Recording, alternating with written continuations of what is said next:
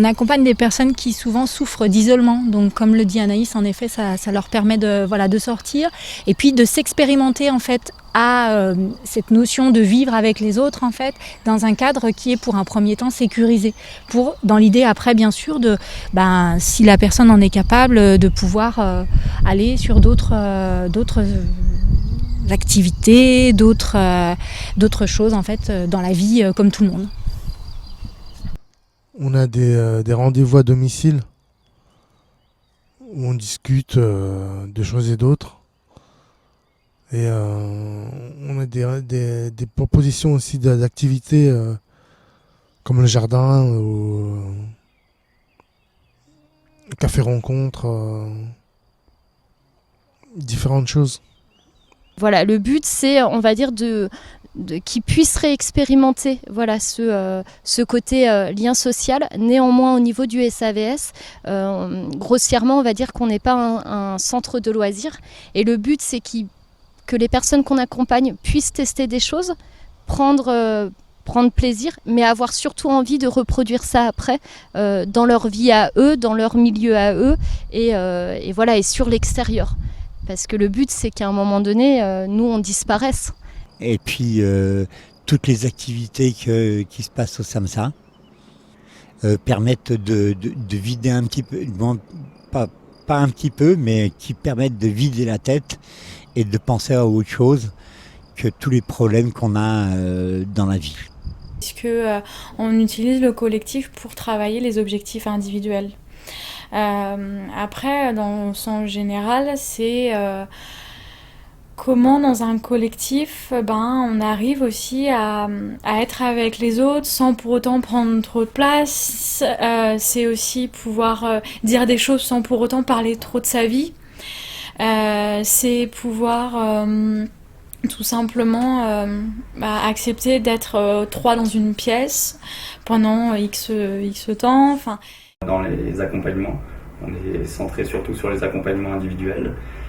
Et quand il y a des actions collectives, l'idée c'est toujours de venir en appui de certaines choses qu'on travaille avec la personne sur l'individuel. Ça vient toujours en complément de choses travaillées avec la personne.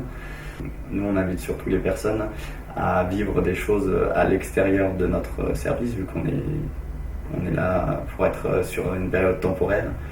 Et l'idée toujours quand on pense des actions collectives, c'est comment après pouvoir transposer ce qui s'est passé sur des structures extérieures, que ce soit des choses classiques comme des MJC ou des clubs d'activité, ou alors même du bénévolat dans des associations, ou en tout cas de faire pont entre notre service et l'extérieur. Mais la finalité, ça ne sera jamais le collectif à l'intérieur du service. L'échange qu'on ne peut pas avoir avec l'extérieur parce qu'on est bloqué, on l'a sous cette forme qui nous prépare justement à l'extérieur, et d'être là avec d'autres personnes qui ont chacun leurs problèmes, mais ils sont là aussi dans un but aussi qui est je pense le même. Donc se côtoyer, de parler de tout et de rien, ça apporte beaucoup, ça enrichit et puis ça soutient. Il y a des personnes que vous revoyez à l'extérieur du SAVS ou...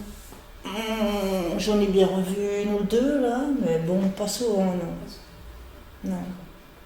Que dans les sorties. Nous, en tant qu'accompagnateur social, ça va nous permettre, le collectif, de pouvoir voir la personne qu'on accompagne de façon individuelle, comment est-ce qu'elle se place dans un groupe, comment elle se situe, si elle arrive à prendre la parole, si c'est un peu compliqué avec elle. Voilà, d'avoir un petit peu ce rôle d'évaluation pour ensuite pouvoir retravailler ça avec la personne de façon individuelle. On propose un espace où les personnes peuvent se rencontrer et arriver chacune avec leur propre objectif. Pour certaines personnes, le simple fait de devoir venir 1 fois par semaine, de devoir se lever le matin, c'est déjà un objectif, mais tout le monde l'a pas cet objectif. Et par le fait qu'il y a un collectif qui soit régulier, toutes les semaines, comme le Café Détente par exemple, permet à certaines personnes de se donner un objectif très personnel. Le collectif peut avoir aussi cet intérêt pour les personnes qui se sentent seules et qui sont isolées, qui fait qu'elles reprennent des contacts avec d'autres personnes peu à peu. Elles reprennent l'habitude d'être en lien avec d'autres dans un cadre qui est sécurisé. Sur les collectifs, il y a toujours 2 accompagnateurs. Voilà, donc c'est sécurisé et sécurisant pour les personnes. Ça commence déjà par rythmer ma semaine. Outre le plaisir de rencontrer des personnes que j'aime bien, ça rythme ma semaine, ça me fixe un objectif au moins, ne serait-ce qu'une fois par semaine, de devoir déjà aussi sortir de chez moi et faire une activité à l'extérieur, quoi. M'obliger un peu à bouger, parce que j'ai du mal. Maintenant les beaux jours reviennent, donc ça va être un peu plus facile, mais c'est clair que l'hiver, je suis pas tellement sorti, quoi. Je dirais ce que les personnes viennent chercher, c'est un espace de rencontre. On met dans un cadre rassurant, dans le sens où il y a toujours 2 professionnels qui sont présents pour veiller à ce que les choses se passent tranquillement et dans le respect chacun des uns des autres. Et voilà, ça peut des fois permettre le climat propice à ce que la personne vienne à la rencontre d'autres personnes, chose qu'elle aurait peut-être plus de mal à faire dans un endroit plus classique ou moins bienveillant, on va dire, avec moins le souci d'un cadre rassurant. Oui, je me sens bien dans le groupe. Il y a des personnes avec qui j'ai plus d'affinité, par exemple avec Jean-Louis, où il a un parcours un peu semblable au mien. Et c'est vrai que c'est quelqu'un qui m'apporte parce que je retrouve des marques et des repères, voilà.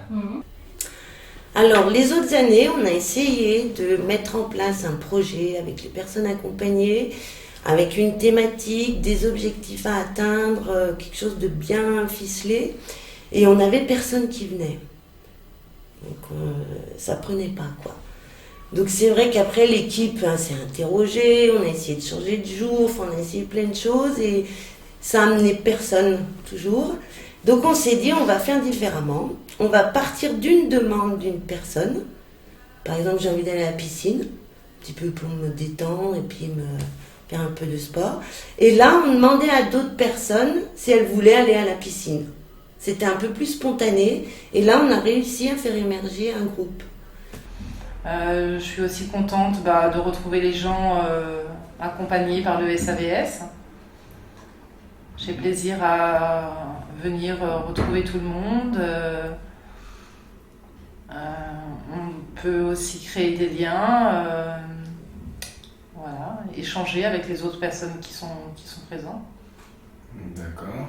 Et voilà, ce temps de café détente, je trouvais ça intéressant pour moi parce que ça me permettait de me forcer à mettre mon réveil, me lever, m'habiller, arriver à l'heure. Voilà, si je me projette dans l'avenir, je me dis que le jour où je travaillerai, il faudra que j'apprenne à arriver à l'heure. Là, donc, avec mon accompagnateur, on a organisé une sortie au bain de la Baie. Bon, je ne peux pas vous parler de l'endroit parce que j'y suis jamais allée.